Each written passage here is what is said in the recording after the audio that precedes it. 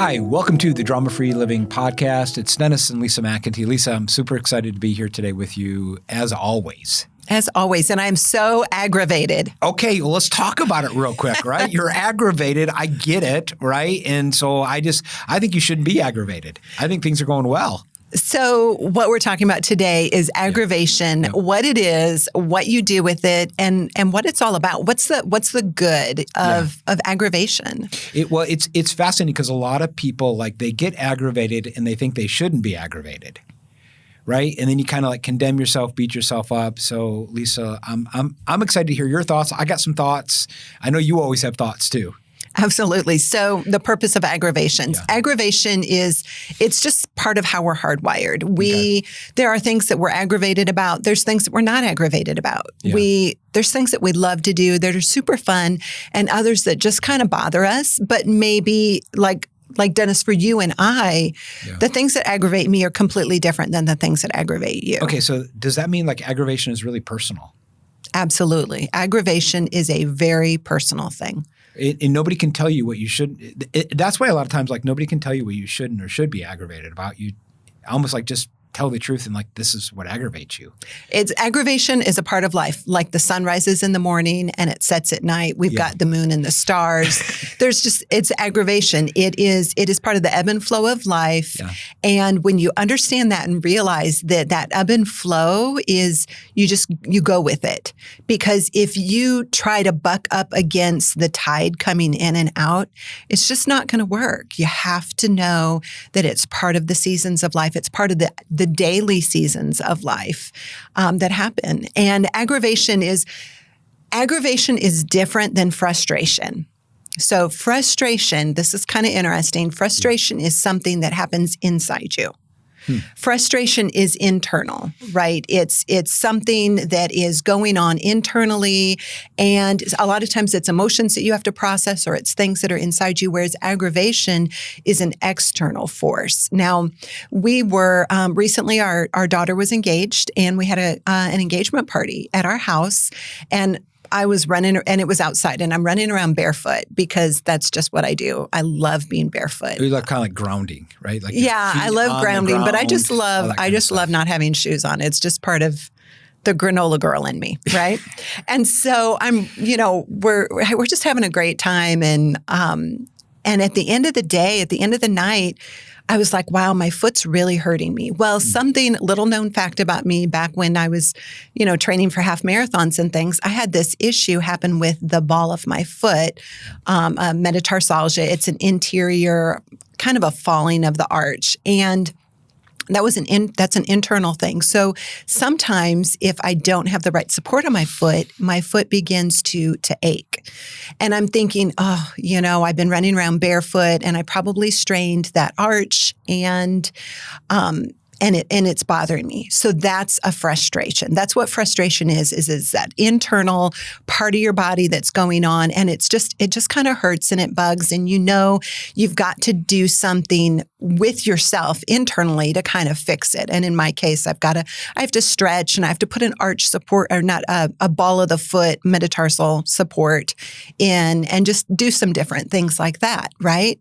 Well, actually, when I went to climb in bed, I realized, oh, wait a minute, this is not the ball of my foot, the metatarsalgia. This is a great big thorn that I had stuck in the bottom of my foot. It was something that was from the outside. It wasn't from the inside. Exactly. It was from the outside and I climbed in bed, and the reason I knew is that I climbed in bed and the sheets brushed up against it. And when you've got a thorn and you brush up against it the wrong way, you feel it because it kind of pulls. And I was like, whoa, that is not the normal pain. That is an example of an aggravation. And aggravation is something that's external, that this external force is coming and bumping up against you as an individual, and it's aggravating you, which is completely different than when it's on the internal part of my body, part of my foot. And those are things that you deal with differently. Yeah, because sometimes, for me, it was very, very easy. I just took and I removed that thorn, that great big, actually, I think it was a chunk of mulch. It was that big. And I removed that. And then it had to take time to heal. And took a couple weeks before it would completely went away, but I knew I had dealt with it and it was the process of healing. Well, but aggravation, a lot of times you don't necessarily have control over it because it's an outside force. I had no control over this mulch. This mulch and me, we are not part of the same body. We are two completely separate entities and I'm dealing with this aggravation, right? Yep. And now frustration is completely different because while it's this inside of the ball of my foot, it is one. Me and this frustration are one. And so when you're dealing with frustration versus aggravation, you have to, with aggravation, just remove the thorn. Well, and then deal with the thorn and learn how to manage with it, knowing it's an outside force. Yeah. So is this kind of the problem a little bit, you think, is that people feel this aggravation because it's from like this outside force? I feel like, okay, there's nothing I can do.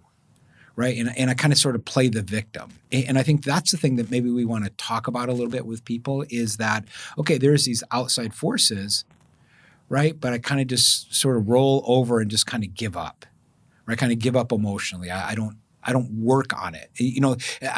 I mean, I'm glad you worked on it, right? You're like, it brushed up against you and like, okay, I got to fix this right now. But, right, because I was going for several hours feeling this pain in my foot, several hours after the engagement party and getting ready for bed and showering and all that. And I'm thinking, wow, my foot is really bothering me today. Well, and how many people they do that for years, right? Not just hours, but we have these aggravations that we just kind of put up with. And so I think that's really maybe what we want to talk about today. Absolutely. And with aggravation, a lot of times you'll go into victim mode because there's nothing I can do. This is just something that is in my life. I have a coworker that I'm working with, and they are on the team, and there's nothing I can do about this coworker, right? Or you're higher up, or even the company you work with, or maybe the company that you own. It has been known to happen. It has been known to happen. You are stuck with this company. You are the CEO, and you're just going to have to make the best of it. And that's an external force. Hey, are you talking about me? Never. Right. I never talk about you on the podcast. Well, and Lisa, I think the phenomena that happens is that people, they quit but stay.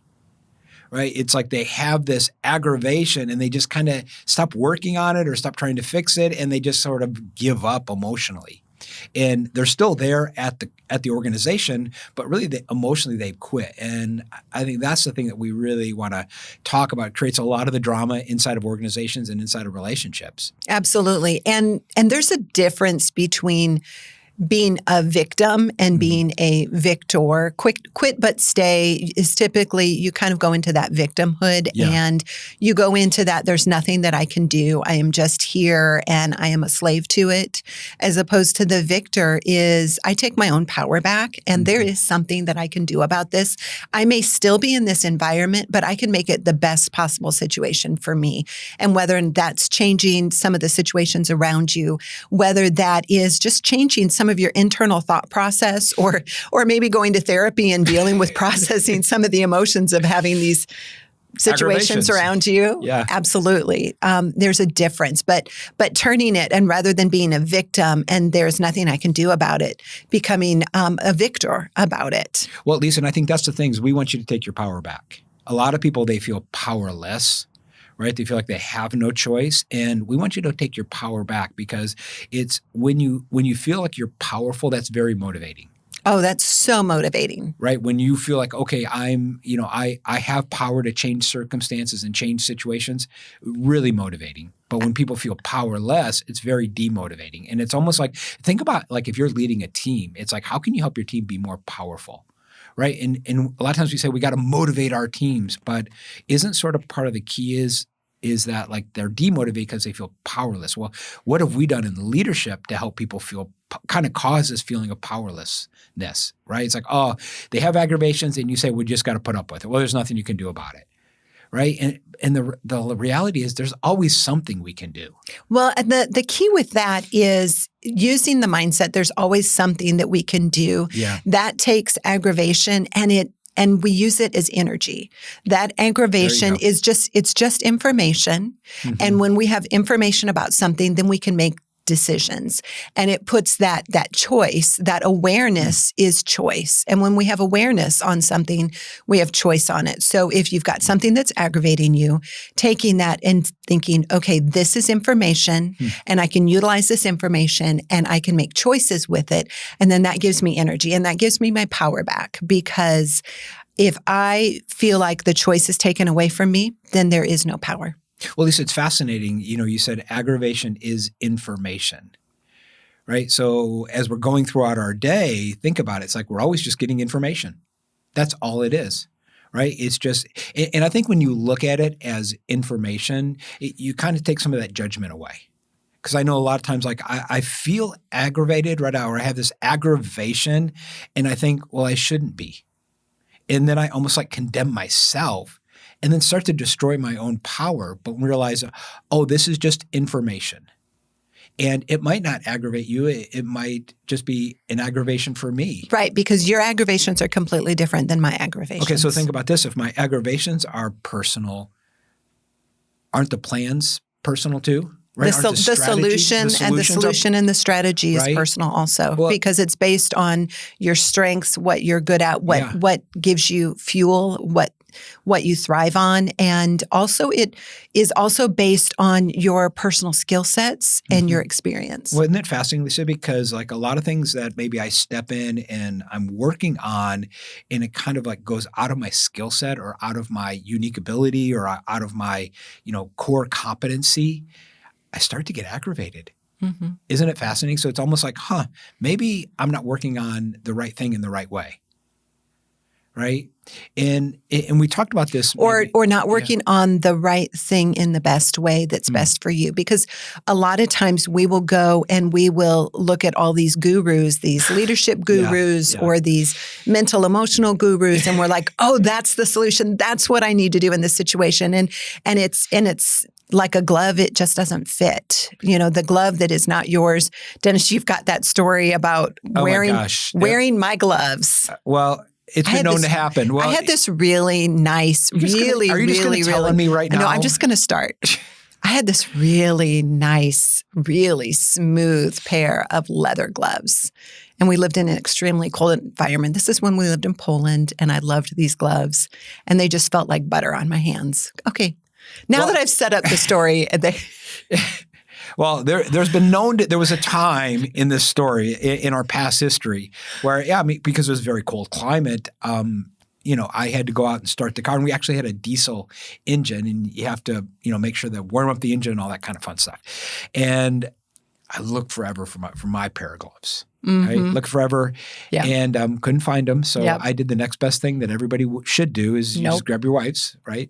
I grabbed them and I put them. Now, and then the funny thing is, Lisa, is like I had to squeeze my hand into them, and I did ruin them. I don't think I've ever bought you another pair of gloves since. Yes, you did. My gloves were never the same. They were never the same.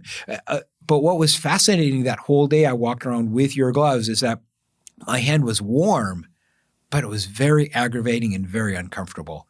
And it serves you right. It serves you right. Okay, but think about it. How many people were like, you're trying to wear a glove that's not really fitted for you. You're trying to do an assignment that is not really suited to your core competencies, your unique gifts. And you can feel comfort, but you might have this aggravation.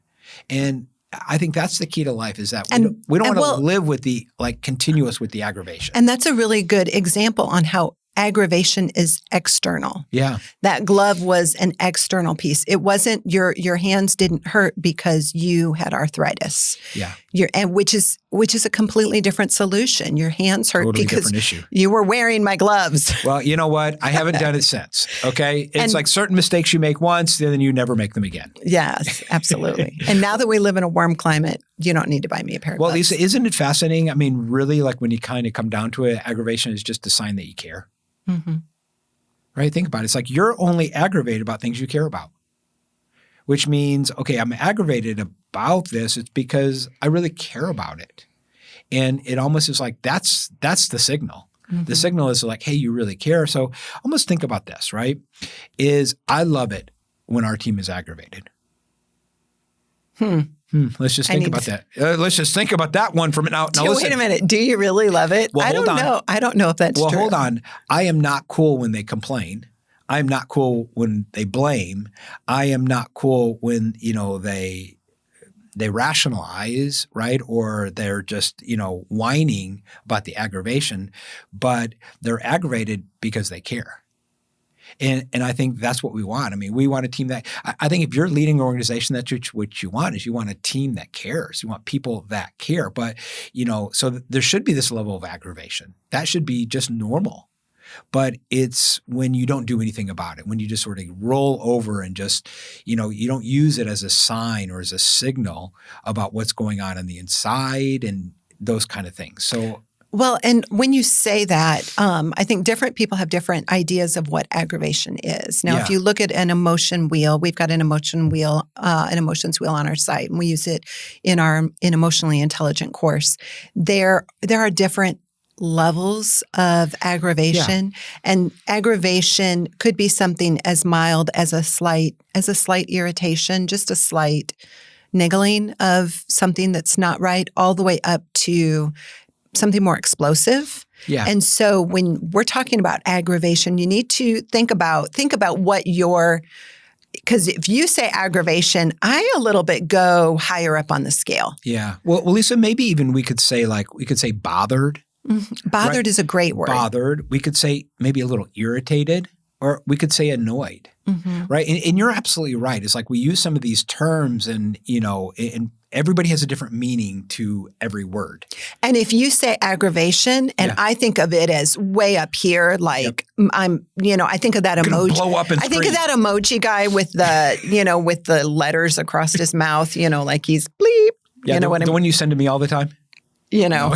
Anyway. You don't. I do send it occasionally, but I have to be pretty upset. I lost my train of thought. Okay, so, but you think, okay, I'm not at that point yet. Right. I'm not at that. I'm almost ready to explode point, so I'm not going to do anything about it. That's not what we're talking about. When we deal with the little irritations at the beginning, if I would have pulled that stupid little thorn piece of mulch out of my foot right away when I first felt the pain, I don't think it would have taken quite so long. It wouldn't have dug itself in quite so deeply, and it would have healed a lot quicker. Yeah. But because I didn't realize it, because I thought it was something within me, and that's a whole nother concept. When you think it's something within you, but there's actually something external, and you don't deal with it because you think, oh, well, it's just how I am, then it takes a lot more to get it out, and it takes a lot longer to heal. But if you take some of those, if you take that thing that maybe it's just a little bit a minor irritation, and begin to be aware of it and address it and figure out, okay, what can I do about this?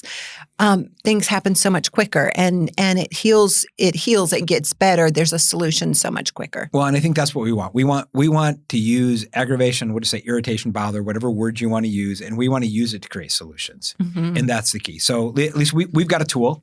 Of course we do. Of course we do. And we love our tools. We really do. And so we're going to put this in the show notes. And actually, if you're listening on your favorite podcast app, come on over to YouTube, because we wanted to show you real quick. Here's an example of the tool. Sorry, we printed it in black and white. It's normally a little bit prettier than that. I don't know what happened there. I don't know what happened, right? Yeah. Just a glitch. Okay. But I want to just kind of walk through it. It's really a 4-step process about how you can take aggravation and really use it for your benefit. And so it's really 4 questions that people kind of walk through. And the first question is simply just tell the truth. What is aggravating? Right? What's aggravating? So for example, like one that I just thought about really quick is something that was aggravating is, getting to the airport and feeling really rushed.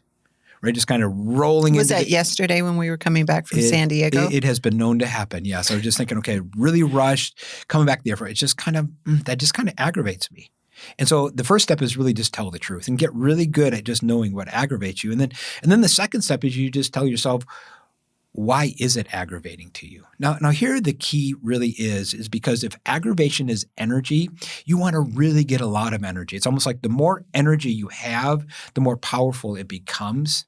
right? So why is it aggravating? Well, it was aggravating to me because I don't like that feeling of being rushed. I was a little afraid of missing our flights. We were standing in a long line. Right? I just went through, really got that energy. Because sometimes the more energy you have, the more creative you can become if you know what to do with it, right? So aggravation gives you this energy, and you can kind of complain or you can create. You just can't do both. And a lot of people, they have the energy of aggravation and they just go right to complaining. And the reality is that it never solves anything. And so you can create or you can complain. You just can't do both at the same time. So you kind of decide what you want. So And I think what's really interesting, and this is how you and I are different, is I'm very much an internal processor. I will go through, and if I have these questions in front of me or I'll have them on my phone or whatever, I'll just kind of look at them and I'm like, okay, what's aggravating? We've got different boxes. Yeah. Why is it aggravating? And I can go through and I can mentally process through what's going on. You, on the other hand, you really need this journal, this piece of paper. You have to write it out, because that's just how your brain works, how your mind-body connection works, is being able to journal it on a piece of paper. And so depending on, if a lot of people are not internal processors you need these, and until you memorize these questions, you can't go through and ask them. But if you need to actually jog things down, write things down to work through them, download the Aggravation Activator, use it as a journaling tool, because that's essentially what you do. Right. And what happens for me, Lisa, is I get an emotional distance between me and the situation. Right.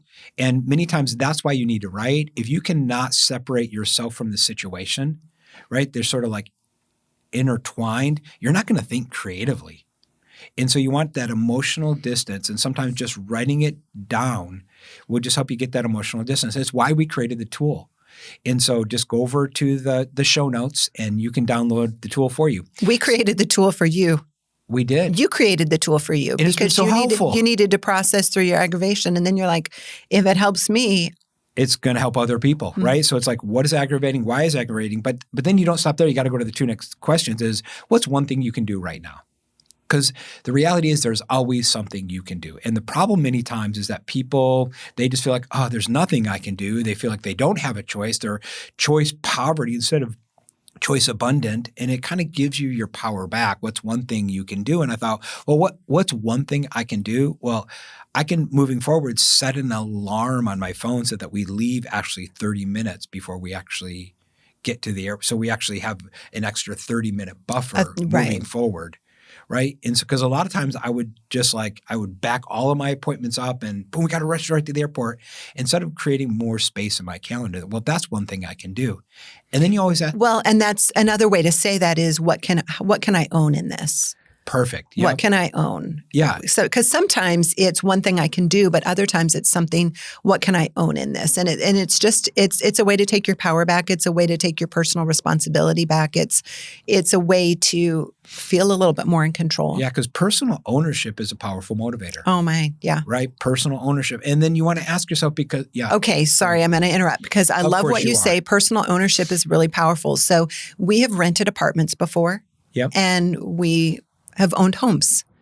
And it's a completely different level of ownership between renting an apartment and owning a home. Yes, you're still, you still paint and you still have furniture and you still have all of these different things. You still have to carry insurance. It's completely different, though, the level of ownership that you feel when it is yours and it's your home, as opposed to it's somebody else's building and you just happen to be living in it. Okay, this is a fascinating idea. It's like, how many people live their life as a renter instead of living their life as an owner?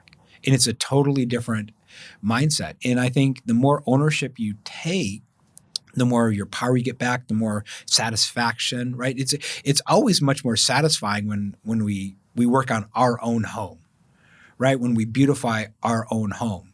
We helped our son. He just bought a house and we came in and helped him paint. And his joy and just his satisfaction And making that his. Of making that his and, making it unique, just that fits him. It's that personal ownership is so different than, living like a renter. So do you live like an owner or do you live like a renter? And there's a much more level of permanence to it, a much more settled level of permanence to it. And in my thorn situation, I was letting that thorn rent my space in my foot. It was there was nothing I could really do about it. But then I took ownership and I realized there's something I can actually do about this. Yeah. So it's like, let's kind of finish the tool. What's aggravating you, right? What's aggravating? Why is it aggravating? What's one thing you can do? And then you want to ask yourself, what's the payoff? Because many times there's a payoff to taking this step and you got to really get clear because sometimes there's pain to this step. Oh, I don't want to do that. Right? Oh, I don't want to have that conversation. Oh, but you got to say, okay, what's the payoff? Because the payoff can push you. And you want to really when you're really clear on the payoff, it can push you through the pain. And many times people don't push through pain because they don't know the payoff. So this is the tool. We want you to download it. It's there for you. And Lisa, I think part of the key really as walking through this is really being aware of every experience, right? So say this experience going to the airport. Well, it was aggravating, but it became valuable because I got a takeaway from it. I actually used my aggravation to learn. I used my aggravation to create an upgrade. Your aggravation can upgrade you. Yes, it can. Yeah. Well, and that's the value of taking time and evaluating your experiences you had. Because if you wouldn't have sat down and said, okay, what was the aggravation? Why was I aggravated when I was heading to the airport in San Diego and what was going on? You wouldn't have an action step. You wouldn't have something that you could do to improve your life. Because sometimes we go through life so quickly and we go through our experiences so quickly, we never go back and we never learn from the experiences. And then, what that is that's just history repeating itself. And it's living the same day over and over again. Yeah. And the reality is that we're all going to be another year older next year, but are we going to be another year smarter? And are we going to live the same year over and over and over again? Kind of like Groundhog Day. Exactly. Right? And so some things that I've learned as I'm going through experiences, this podcast we're sitting down, recording a podcast. It's an experience. Well, as I'm going through this experience, just being really aware of what's going on in my body. Right? Because aggravation shows up, irritations, bothers, they show up. And you might not even know what it is, but you're aware of what those emotions are. I think that, Lisa, that's the power of emotionally intelligent. Mm-hmm. If you have not went through the course Emotionally Intelligent, it is really our flagship way to help people really become more and more aware of their emotions and let your emotions serve you, not you serve them. Absolutely. And it's when you are in the middle of your day-to-day and you're running your company and you've got all of these people that are under you and they expect a lot from you, you have to show up healthy. You have to show up with your stuff together because when you lose your stuff, you just have a mess that you have to clean up. And then that takes time from your company. That takes money from your company. That takes time from your family. And so the power of just being aware and of the emotions and what's going on internally. Because what's fascinating, Dr.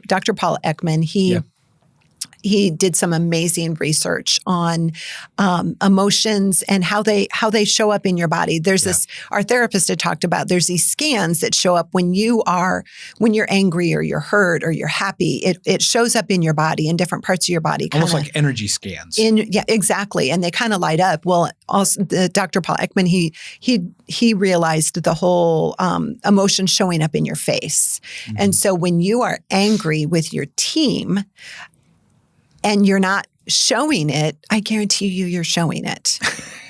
You really are showing it. Yeah. He's the one that basically developed all of this training for the FBI and for the CIA and for TSA to discover, are you telling the truth or not? Are you lying or not? And all of these different facial expressions, and they're called micro expressions.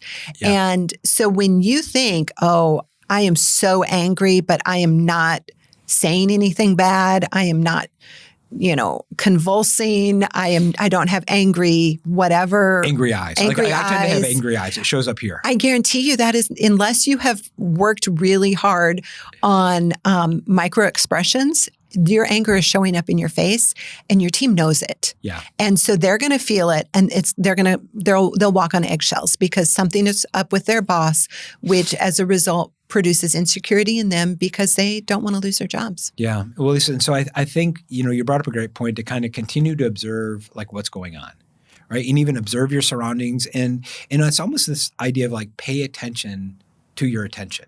Like pay it, and you think about it, attention is so powerful. I mean, we even say these words, pay attention.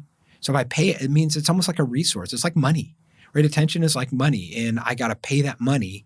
And so I'm paying attention to certain things. So we just want people to just turn back and go, hey, let's pay attention to what's going on the inside and almost engage fully, right? Give your full attention, kind of immerse yourself in the experience and just realize, hey, as you're in the experience, how do I feel about this experience? Right? How do I feel about this experience? And because it's just information, that feeling is an information. And then you use that feeling that information to create better experiences in the future. And I think that's part of why we created Aggravation Activator, is for almost like to normalize it a little bit and let people feel like, okay, it's okay that you're aggravated. It just means you care, and sort of just engage in it and then use it for information, almost like use it for good. A lot of people, they have it and they think, oh, I shouldn't. And then they beat themselves up that I'm aggravated and I feel like I shouldn't be aggravated. But you just use it as information. A lot of times when you have a harsh inner critic, you beat yourself up when you're aggravated. So if you're beating yourself up because you're aggravated, you might have an extremely harsh inner critic. And that's, Dennis, that's something that... It really is. It's something that I've had to really deal with and really work through. It's actually why we created Emotionally Intelligent. It really is. It is. Right? We created Emotionally Intelligent for Dennis. Here. Truth be told, right? We really did. And so listen, if that's you have a harsh inner critic. And Lisa, here's a telltale sign if you have a harsh inner critic. Oh. Okay, so telltale. Here it is. Tell all. Okay, think about Dennis this. tells all. Dennis tells all. Here it is. It's when you're thinking about how you talk to yourself, right? Hey, so if someone were to talk to the person you love the most the way that you talk to yourself, how would you feel about that? What would you do to that person? Right? I've thought about this. Okay, if somebody were to talk to you, Lisa, the way that I'm talking to myself right now, I would kill them. Right? You wouldn't kill them. I would beat them. Right? It would not be pretty. But that's a great sort of sign to go, hey, I might have a harsh inner critic. Right? Because we'll talk to ourselves inside of our head a lot differently than, say, we'll talk to our kids or team members or my boss or my spouse. And we think it's okay. We think it's okay to beat ourselves up when we wouldn't beat up our kids and we wouldn't beat up our spouse and we wouldn't beat up our coworkers. Yeah. So what makes it okay that we beat up ourselves? It's not okay. Yeah. And so if that's you, right, we want you to go get the course, right? Go get the course and maybe get therapy too. but it's a good start, right? Yeah. Good start, super practical. Lisa, I've really enjoyed this. Really, it's kind of continues to give me sort of strategies on what to do when I'm aggravated. But my big takeaway is just to continue to think about like everything is information. All of my emotions are simply information. And not to judge myself on I should or shouldn't. Any of that is like, okay, it's information and what's it telling me? And I'm going to get better at some of this body scanning because even though I talk about attention and like working through your experiences, sometimes I don't live in the moment. And so what about you? What was a good takeaway? It was a good reminder for me to go back through and evaluate our experiences, our experience going through the airport and or our experience getting to the airport in San Diego is okay, how it wasn't a super pleasant experience because our GPS wigged out. And we thought we were going to be 30 minutes late when we weren't. But anyway, but going back through and thinking, okay, that was not a pleasant experience. It caused me stress. Yeah. It caused uncomfortable, unhappy thoughts, emotions, feelings. And I would rather not repeat that. I don't want history to repeat itself. So what can I do differently? And it's more than just doing it year by year. A lot of times we'll evaluate our year, we'll evaluate our month. Well, let's evaluate our day. Yeah, let's evaluate every hour. And if we can make each day or each hour better, then we can just make a better life. Yeah, I love it. Listen, so we want you to use your aggravation for good. Okay, use your irritations, bothers. There's a reason you have them, so go use them. Download the tool. It's there. It's a resource for you. Lisa, this has been fun. I think our work is done here. So we'll see you next time on the Drama Free Living Podcast.